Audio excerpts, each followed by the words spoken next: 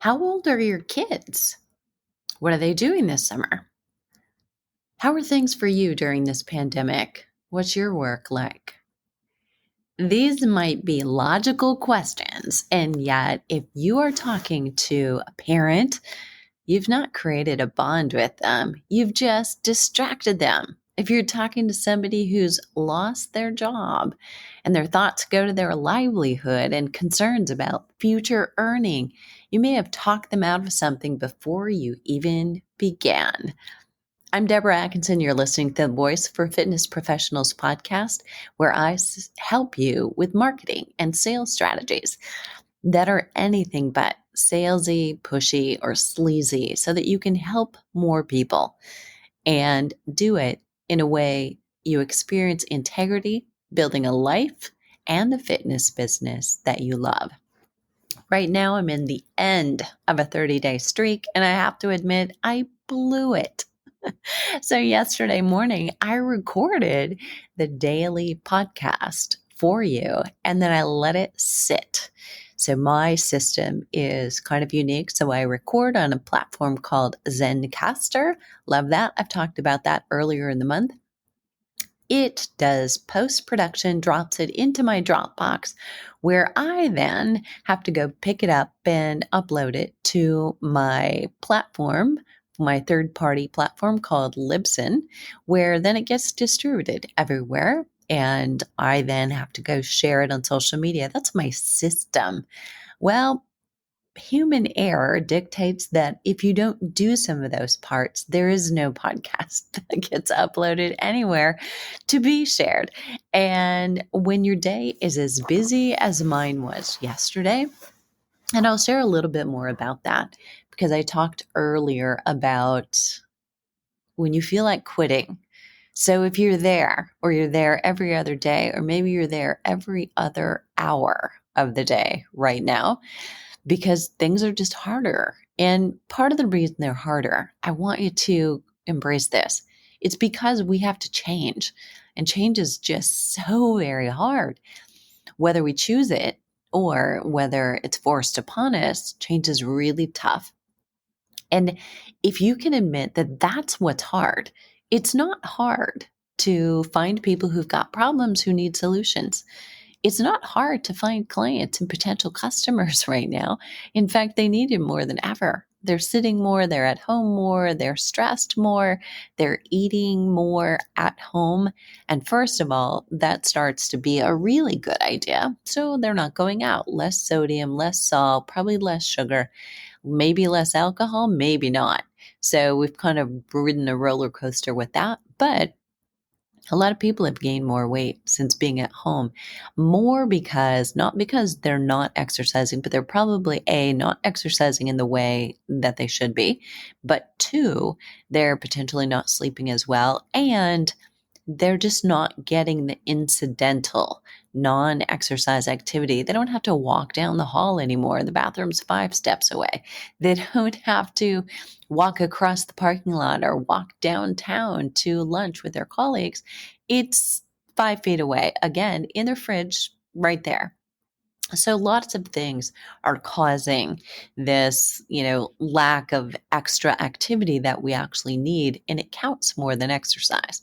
So the exercise, yep, we need it today in our contemporary living, but you and I know we shouldn't be selling it to them that the exercise helps them get fit.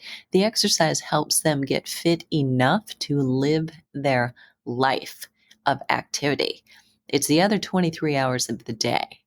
So we've got to teach them what our purpose is and not try to pull the wool over their eyes. So exercise is a catalyst for a lot of good habits. But let me come full circle back to where you're at. So I know this is really hard. However, if you acknowledge why it's really hard, I have flirted too with wanting to quit. So I'm going to link to that podcast. But I want you to know that in the wake of that, this is also right now my biggest month. So my goal is always to say, this is a record-breaking month. So I said it last month. I'm saying it this month. I want to say it again next month. And if you can do that, you can see the beauty in this moment is not as terrible as everybody's making it out to be. The fitness industry is different. And if you're just still trying to use a broken model, that maybe you got lazy and settled into using things that were years and decades old, if you're not willing to make some changes, some really simple changes, then maybe it is hard. But for you, if I'm talking to you and you're an individual trainer, you have the ability to pivot quickly. The world is yours, my friend. So let's talk about that right now. And in these last few days of July, let me just sneak this in. I have 4 more spots, still 4. So we're right at the same spot for Flipping 50 Fitness Specialist. So I have 4 left at a very special rate. You're going to go to fitnessmarketingmastery.com/programs if you want to be a part of that. It's time to get in because by September, you will be in the know. People still will be getting quote unquote back to school, back to routine. We may not be attending football games like we thought we would or wanted to, but we still will be getting back to habits, getting, off the lake, out of the water, out of the pool, and onto some more stable type of activities. People will be ready for you and you will be ready for them. And I'll link to that again in the show notes. That's our sponsor today. Okay, let's dig back in. Those logical questions that you think you're creating rapport with somebody because you too have kids or you're asking about their family and you're caring for them. I know you've been taught to believe that those are questions that you should be asking, but they're not. They actually distract. They take somebody's mind away. What a mother will begin to think is, gosh, where are my kids? How are they doing?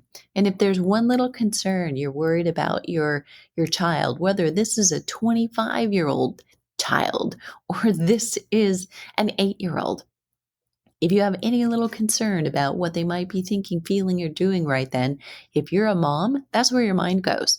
You are now distracted for the rest of that conversation because parental instincts take over. Okay, so what do you do? Instead, some of the most common questions asked in sales being about family, like, are you married? Do you have kids? How old are they? Stop it. So, right, imagine somebody has marital problems or wonders where their kids are right now, what they're doing. Like most mothers' minds will go, you've essentially lost them. You think you've bonded, but you've given them a reason not to pay attention. So meet them where they are. Number 1, that's really what you want to do. So if they've come to you, you're in front of them, and somehow now you're in the middle of a conversation more about fitness and you're probing them, stick with that. Okay. And realize that if a prospect comes to you, and maybe that's by phone or FaceTime or Skype, or is accidental, you meet somewhere, and they're thinking about their job status or whether they'll be working from home or back in the office soon, and they have hours cut, maybe, is she scared? She's going to have a hard time looking at training 3 times a week for a year to avoid osteoporosis. So be careful what you're promoting if there is no connection with where she is in her mindset and what her biggest concerns are right now. In this series, I'm going to talk a little bit more about hierarchy and what you should be talking about and why, if you talk about the bigger picture, you'll lose them. So watch for that. It'll be coming in the next few days.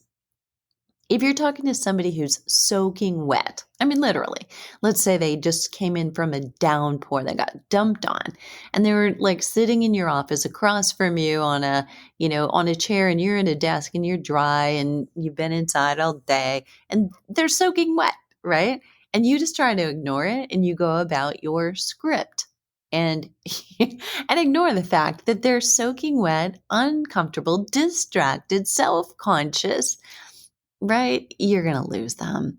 You start talking about the benefits of exercise, they clearly aren't going to listen in that distracted state. Okay, so what I just gave you is a very obvious illustration. But what I want you to understand is that's subtly happening all the time. You're missing cues that people might be giving you. Or if you are, maybe you've tuned in and you're way ahead, but you want to make sure you're having the right conversation at the right time. The right conversation at the wrong time is going to alienate you from that prospect. It's nice, maybe true, that they'll reduce their chance of heart disease, but it's not what's going to make somebody train with you today. So if you show them a bicep curl in the middle of a pandemic, is that going to help with their immune system, their stress level, their cravings for junk food feed away in the pantry? Be very selective. You want to give them a quick win. And to do that, you really have to know what they want. What is urgent about it, that thing they want right now? Why aren't they already there? What do they believe about not being there? Give them one thing, meaning in your meeting with them, their consultation, give them literally one thing. Solve a problem. Quick win. When you meet, you might go deep into core exercise if they've got a lower back issue, or a stretch for their lower back issue. But one thing, don't give them 7 things, because that's when they walk away thinking, okay, you've given me so much to work on, right? So when you think, I hate giving those free consultations or free sessions because people just don't buy after I give them their stuff for free. Well, you're approaching it kind of in an indirect way. And might I say, wrong. Okay. So if you try to give them everything you know and all of that content in one session, you will simply overwhelm them, or they will walk away feeling like, oh, I've got a game plan. I know exactly what I'm going to do now. Don't give them that much. You pull out one piece and you go deep with that. Make sure that they understand, why are they at risk? Why are they having that problem? What kind of posture causes that problem? How do you assess that problem to know this is the problem and this is the answer? And then give them the answer and only focus on that one small detail, because then they will realize that, oh my gosh, this is so helpful. I actually do feel better. And, I can do this core exercise. And then you open up that, there are, that was step C I gave you. There's A and B, and then there's, D, E, and F that also then come together for the whole package. So that one little trick, that won't be enough glue to hold all those pieces together. We actually want to get them all right. So you paint the picture that this is a small piece. You're going deep, but you really want to give them this one piece so that they feel better, they get some relief, and they've got a small step they can do every day. So go deep, solve it, suggest the easy maintenance they've got, but don't solve all their problems. Solve the one that's bleeding, because then they will love you. If you think, that free session again, you're going to give them so much that they won't need you, it's probably the way you're setting up that session, creating expectations about that session, and you're conducting it. So let's change that. Someone with lower back pain, for instance, doesn't need a week's worth of exercises. They don't need to be shown, here's the ones you want to use, here's the ones you want to avoid, which means now they can come in and do it on their own, right? So you're going to dig deeper into, get to the root cause of that thing. Let's relieve it, and then let them know the next step is we're going to have to find out what caused that in the first place. We're going to have to watch and observe and look at what hurts, what helps, what motions, we need to dive into. We can't do that in 20 minutes, of course, but over the course of a couple of weeks, we're going to get a long ways. They need an understanding of the 5 things contributing to their back pain. So you open up needs to get more support from you. They need to understand the difference between immediate relief and long-term solutions. Listen, trainers are the best salespeople. You can dig deep into that one thing and you leave them needing and wanting all the rest that you have. No one woke up in the morning wanting a better bicep curl. So be selective in the things that you share on social media. Right now, we're in the middle of a pandemic. Do you need to show a bicep curl with exercise tubing? I don't know. Do you? So, does your content pique curiosity in the clients that you most want to work with? And the answer to that question may be yes. Maybe you want and you love to work with women whose greatest urgency during this pandemic is their arms and being able to go sleeveless. Choose the person that you want to work with. Show something that they care deeply about and show something that is a solution. But make sure that you've chose something they care so deeply about that during a pandemic, they're willing to spend time, money, and energy getting it. A facility is not a sales strategy. Relationships are. So if you're a Pilates instructor, you work with exercise tubing. Don't feature the tubing. Don't feature the mode. Make sure that you're featuring the problem and your unique method system that is a solution to the problem. Whether someone wants to join or become a client, or they really want and need to train and have a place to do it, a trainer can sell transformation far better than some salesperson. So the old model, soon to be outdated, an old model of having membership sales staff that take a part of the commission may go by the wayside. We really don't need that person right now. If somebody walks in the door ready to become a member, do you really need to give someone a commission to make that sale because they filled out paperwork? Well, I don't know. But you, my friend, are in the moment of opportunity if you can create a relationship. You can work out at home and get as good or better results as you do in a gym. It's just a playground. The emergence of studios and boutiques in recent years has proven that less equipment and higher quality movement is the answer. You're a trainer with the world open to you right now. If you have felt that you're one small trainer, you're a little guy, can't beat the advertising dollars of that big gym, well, listen, my friend, right now, 24-hour fitness and Gold's Gym and Lifetime, all of them are closed or they have mandatory mask situations. Very few of their members are choosing to go in, but those people are looking for results. They still need support. Are you giving it? There are home gym equipment dealers right now who are overwhelmed with the amount of business they've been flooded with. Those people buying equipment, however, they don't know what to do with it. So that home equipment purchase is an opportunity, not a threat to you. There's also a prediction for the future for those people that can hang on through this, that there will be a surge in fitness centers and fitness interest. There's a chance that some are just waiting for the second stimulus check that may be coming and then they'll cash in their chips. That people are waiting for that second stimulus check to engage in more fitness and more health. And from your side, maybe just to help you get by and get through. And that'll create the opportunity for trainers who have a business mindset and they understand profitability and scale. And the question is, what are you doing right now to learn it if you don't know it? It being profitability and scale.